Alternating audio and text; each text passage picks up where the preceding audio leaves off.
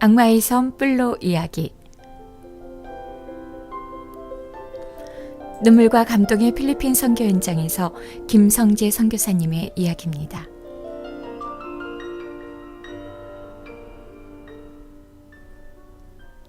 챕터 1. 영적 입양 선교의 동기와 출발. 왜 영적 입양 선교인가?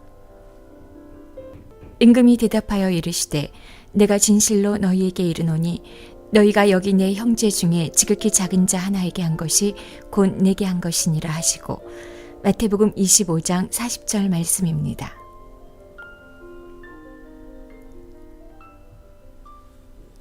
첫 번째 이야기, 내 형제 중에 지극히 작은 자 하나에게 한 것이.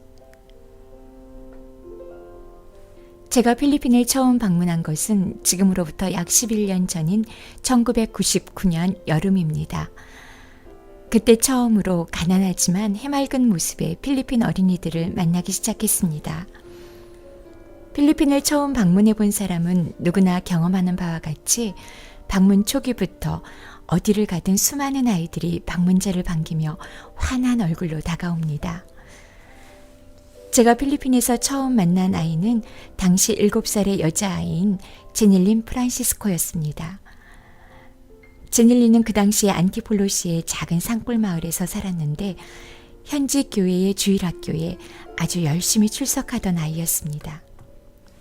비록 작고 초라한 집이었으나 전혀 부끄러워하지 않고 저의 손을 이끌며 자기 집으로 가자고 조르던 제닐린의 그 맑은 눈방울이 지금도 제 눈에 밟혀옵니다. 그날 저는 동네의 다른 아이들과 함께 여러 장의 사진을 찍었습니다.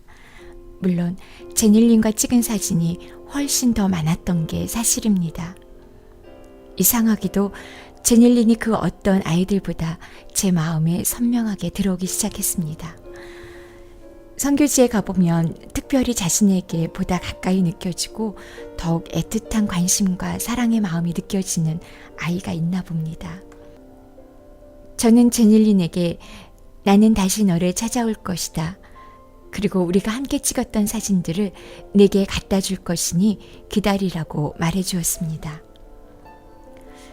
그 이후 저는 한국으로 귀국하여 섬기던 개척교회의 사역에 매진하느라 2년이 지난 2001년에서야 필리핀을 다시 방문하게 되었습니다.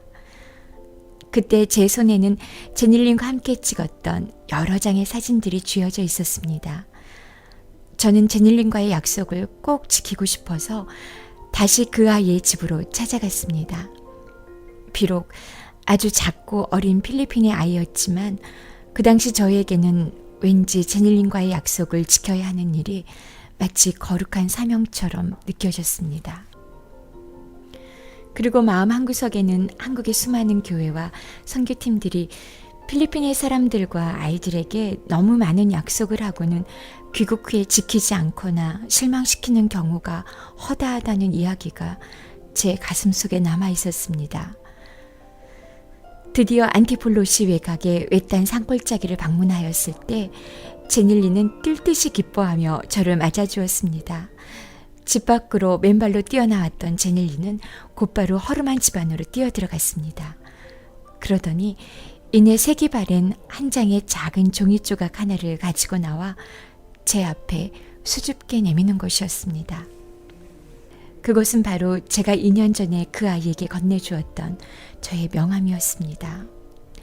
세상에 이럴 수가. 저도 모르게 제 입에선 경탄의 소리가 튀어나왔고 형언할 수 없는 마음이 감동으로 일렁거렸습니다. 그도 그럴 것이 제닐린의 집은 다 쓰러져가는 운막 같은 허름한 집이었는데 그 명함을 보관할 만한 마땅한 공간이나 장소가 없었기 때문입니다.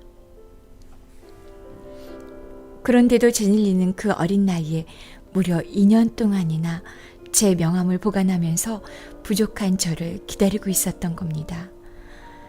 제닐린의 신실함과 부족한 한국의 목사를 신뢰하며 기다려준 제닐린의 마음이 제겐 얼마나 고맙고 기뻤는지 모릅니다.